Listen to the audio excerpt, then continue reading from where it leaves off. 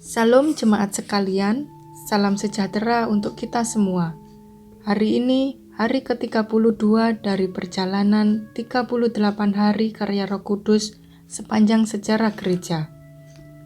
Bersama saya, Putri Retno, hari ini secara khusus kita akan mendengarkan dan belajar dari seorang tokoh misionaris gereja bernama Paulus Tosari. Paulus Tosari lahir di Desa Kedung Turi, Surabaya pada tahun 1813 dengan nama Kasan. Keluarganya dari keluarga Madura dan pemeluk agama Islam. Sempat sukses dari usaha berdagang, namun karena suka berjudi sejak kecil, dia kehilangan segalanya. Pernikahan pertamanya pun gagal. Karena merasa terpuruk, dia mulai mencari jalan spiritual. Akhirnya, Paulus Tosari mendapat kabar akan adanya ajaran mengenai pengampunan.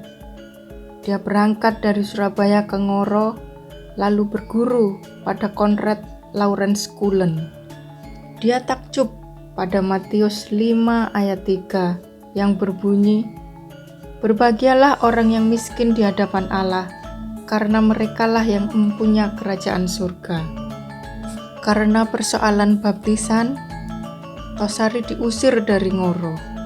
Dia mendirikan desa yang diberi nama Mojowarno pada tahun 1844. Di situ Paulus Tosari menjadi guru jemaat.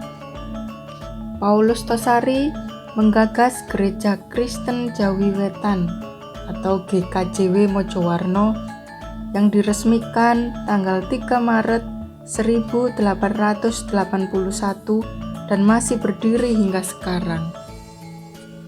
Namun sayang, setelah gereja tersebut diresmikan, Paulus Tosari tidak lama menjalani pelayanannya di gereja yang baru. Pada tanggal 21 Mei 1882 atau sekitar setahun setelah gereja berdiri, Tosari meninggal dunia pada usia 70 tahun.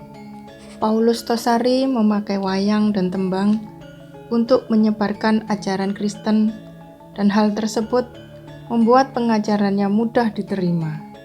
Salah satu karya besarnya adalah kumpulan kidung pujian yang berisi tembang-tembang Jawa dengan syair-syair puitis yang dikenal dengan serat rasa sejati.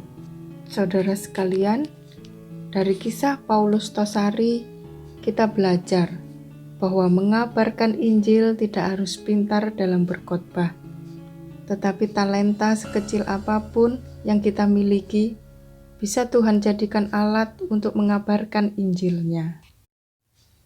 Mari kita berdoa.